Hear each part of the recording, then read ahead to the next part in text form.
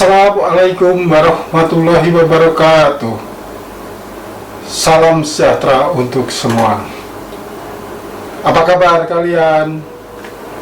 Semoga kalian dalam keadaan sehat, bahagia, dan tentu banyak rezeki. Terima kasih kepada kalian yang sudah mendukung channel ini dengan memberikan tanda like, komen, dan subscribe. Untuk kalian yang belum subscribe, saya ingatkan sekali lagi untuk segera menekan tombol subscribe dan tanda lonceng, agar kalau saya mengupload konten baru, kalian mendapatkan notifikasi. Peristiwa 30 tahun lalu ini terjadi saat Rudi kuliah di Solo, Jawa Tengah. Ia dan Anto kos di sebuah rumah yang sangat angker. Hanya 1 bulan ia bertahan di situ. Ia memilih hengkang dan kehilangan uang kos setahun daripada setiap malam diteror oleh hantu. Setelah diterima di sebuah kampus, Rudi mengajak Anto untuk mencari kos. Ia mencuri star sebelum yang lain juga mencari kos. Zaman itu belum ada website yang menawarkan kos secara online. Tinggal klik, bayar transfer, dan kita sudah memperoleh tempat kos. Saat itu berburu tempat kos harus mendatangi satu demi satu. Kalau nggak mau pusing, bisa lewat calo. Sebenarnya Rudi bisa tinggal di asrama mahasiswa, namun tempat itu cukup jauh dari fakultasnya. Harus memiliki motor untuk berbagai aktivitas, baik kuliah, makan, atau sekedar jalan-jalan. Ingat ya, saat itu belum ada ojek online. Yang ada hanya ojek pangkalan. Tarif opang untuk mahasiswa terbilang mahal. Rudi dan Anto sepakat mencari kos yang tak terlalu dekat dari kampus, tapi juga nggak terlalu jauh. Tujuannya agar tempat kosnya tak menjadi markas bagi mahasiswa yang sedang menunggu kuliah berikutnya, tapi malas pulang ke rumah atau ke kos. Seminggu sebelum daftar ulang, Rudi dan Anto sudah pergi ke Solo. Mereka makan di warung yang biasa dipakai makan oleh para mahasiswa. Suasana warung sepi karena mahasiswa sedang libur semesteran. Saat makan, ada bapak-bapak yang menghampiri mereka. "Mau cari kos ya mas?" kata bapak itu. Rudi mengiyakan. Lalu bapak itu menawarkan kos yang tak jauh dari warung tersebut, sekitar 1 kilometer. Ada 8 kamar, yang terisi baru 4, jadi masih tersisa 4 kamar. 4 mahasiswa yang mengisi kos itu adalah mahasiswa semester akhir yang tinggal mengerjakan skripsi. Tarif kos di tempat itu lebih murah dibandingkan dengan tarif umumnya, sekitar 60% dibanding tarif normal. Tapi ia harus membayar setahun. Menariknya, ukuran kamar kos di situ relatif besar, 3 kali 4 meter. Sudah ada perabotan standar dari tempat tidur, meja belajar, dan lemari baju. Tak perlu membayar tambahan biaya listrik. Selesai makan, dengan diantar bapak tadi, Rudi dan Anto menengok tempat kos yang ditawarkan. Kos itu dibentengi dengan pagar tembok setinggi 2 meter. Pintu gerbang juga 2 meter, terbuat dari besi. 8 kamar itu membentuk huruf L. Jadi 4 kamar di sebelah sini, sisi utara, dan 4 kamar di sisi barat. Di depan kamar L ini, di sini terdapat kebun pisang sekitar 100 meteran lah. Di pojokannya ada pohon kelapa yang tingginya sekitar 5 meter. Di pojok barat laut, jadi antara di sini ada kamar dan di sini kamar. Nah, di pojok sini ini ada sebuah sumur tua, sumur tradisional yang berbentuk bulatan dan ditimba pakai ember dan tali. Tapi timba ini dipakai hanya dalam keadaan darurat, misalkan sedang uglangan, yaitu listrik mati. Uglangan ini istilah khas Solo untuk menyebut mati listrik dari PLN. Atau mungkin pompa lagi rusak. Jadi sebenarnya setiap hari mereka tidak perlu nimba air karena sudah ada pompa sanyu untuk menyedot air dari sumur tersebut. Untuk menjemur pakaian, mereka bisa memanfaatkan kebun pisang yang ada di depan kos tersebut. Melihat tempat kos yang ditawarkan cukup nyaman, Rudi dan Anto sepakat untuk tinggal di kos tersebut. Hari ini mereka memberikan tanda jadi melalui bapak tadi. Nanti pada saat daftar ulang, mereka akan membayar uang kos 1 tahun. Katanya tak perlu bertemu pemilik kos karena ia sudah mendapat kepercayaan penuh dari pemilik kos. Segala urusan tentang kos sudah menjadi tanggung jawabnya. Sehabis daftar ulang, Rudi dan Anto menemui penjaga kos tadi. Orangnya pendiam, jarang berbicara.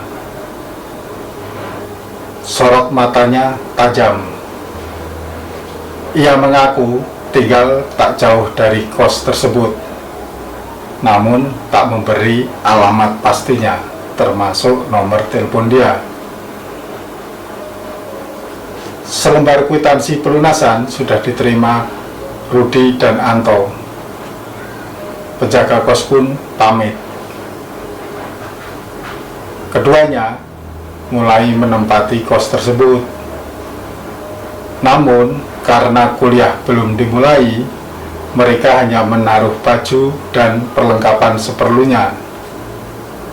Besok pagi mereka akan pulang ke kampung halaman dulu, menunggu perkuliahan dimulai.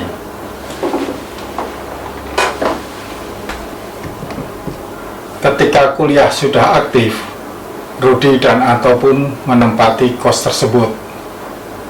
Dari 8 kamar, hanya 1 yang kosong. 4 kamar lain dihuni oleh mahasiswa senior. Mereka jarang menginap karena tinggal menyelesaikan skripsi.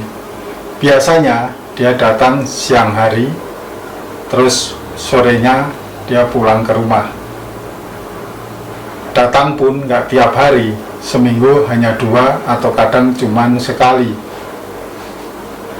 Satu mahasiswa baru lainnya berasal dari Wonosobo, namanya Yono. Jadilah 3 sekawan ini teman akrab, Rudi, Anto, dan Yono. Mereka bertiga menempati kamar yang ada di sisi barat. Kamar Rudi berada di paling pojok, di dekat sumur dan kamar mandi. Di samping sumur tadi terdapat kamar mandi bersama. Jadi kos ini hanya memiliki 2 kamar mandi yang dipakai oleh 8 orang secara bergantian. Sementara itu, Yono berada di kamar paling depan, berada di sisi sini, di sisi selatan yang dekat dengan pintu gerbang. Jadi kalau ada orang keluar masuk, Yono lah orang yang pertama tahu. Pintu gerbang ini tidak pernah digembok, tapi selalu ditutup. Jadi kalau ada orang masuk atau keluar akan terpantau. Pagar besi ini sudah cukup tua dan agak susah dibuka. Jadi saat dia ditarik, dia akan berderit kencang. Dan itu semacam CCTV untuk memantau siapa yang keluar masuk. Zaman itu belum ada CCTV ya. Hari ketiga tinggal di kos, mulai tampak keanehan. Rudi mulai melihat kelipatan yang keluar dari sumur tua. Anto mencium wangi bunga mawar. Padahal di kebun depan kos itu hanya ada beberapa pohon pisang dan satu pohon kelapa. Tak satu pun tanaman bunga di kebun tersebut. Yono kalau malam mendengar pagar berderik seperti orang membuka. Tapi saat ia intip dari jendela, tak ada orang dan pagar pun tidak terbuka. Tiga sekawan ini mulai kasak kusuk. Mereka menenangkan diri dengan menganggap itu hanya ilusi mereka sendiri. Toh belum ada hantu beneran yang mereka lihat.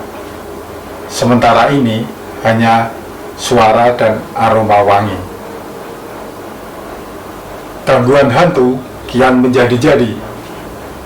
Pada malam Jumat Kliwon, Yono mendengar kelapa jatuh dari pohon. Ia pun mengintip dari jendela. Ia melihat buah kelapa tergeletak di bawah.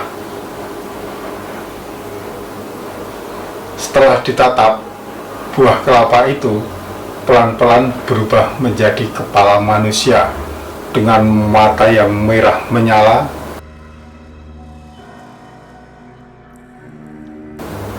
Kemudian dia meringis dan menggelinding ke arah kamar Yono.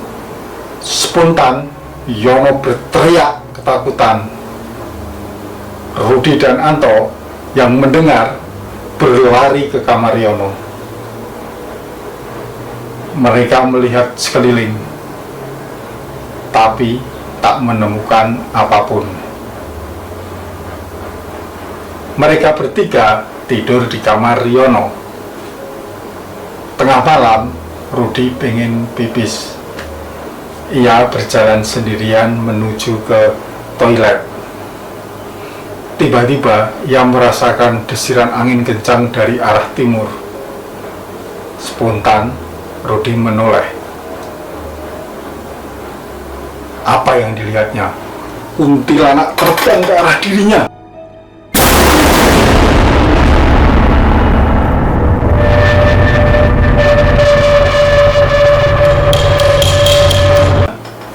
Rudi pun berlari masuk ke kamar Yono dan menutup pintu rapat-rapat. Gak jadi pipis. Mereka bertiga bertahan sampai pagi di kamar itu. Jumat malam, mereka bertiga masih tidur di kamar Yono. Kini giliran Anto yang ingin ke kamar mandi. Ia disambut pocong yang berada di dekat sumur.